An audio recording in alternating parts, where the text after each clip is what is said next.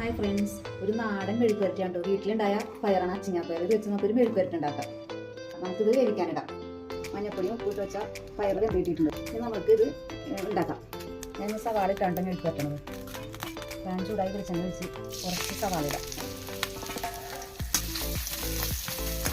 സവാള വാടിയെടുക്കാം. സവാള വാടിയിട്ടുണ്ട്. നമുക്ക് ചതച്ചമുളക് ഇടാം. പല വിധത്തിൽ മെഴുക്കുവരട്ടാക്കാം. ഞാൻ ചതച്ചമുളക് ഇടാം. ചെറുതിന് മുളക് പൊടി ഇടും. ചതച്ചമുളക് ഇട്ടാണ് ഇവിടെ ഇതിനോട് താല്പര്യം. മഞ്ഞപ്പൊടി ഇട്ട് കഴിച്ചുകൊണ്ട് മഞ്ഞപ്പൊടി ഇടുന്നില്ല. ഒന്ന് മുരിയട്ടെ. സവാളയും മുളകെല്ലാം ശരിക്കും മുരിഞ്ഞിട്ടുണ്ട്. നമുക്ക് വേവിച്ച് വെച്ചാൽ പയറിടാം. ഇവിടെ കറിവേപ്പില ഇടാം. കറിവേപ്പില ഇല്ലാത്തതുകൊണ്ട് ഞാൻ ഇടാട്ടെ. എല്ലാം കൂടി മിക്സ് ചെയ്യാം. മുളകും സവാള എല്ലാം കൂടി 2 മിനിറ്റ് മൂടിയൊക്കെ നോക്കുക. അപ്പോൾ എല്ലാം കൂടി മിക്സ് ആവും. അത് ടേസ്റ്റ് ആയിട്ടുള്ള നാടൻ പയർ മെഴുക്കുവരട്ടി റെഡി. Okay, by.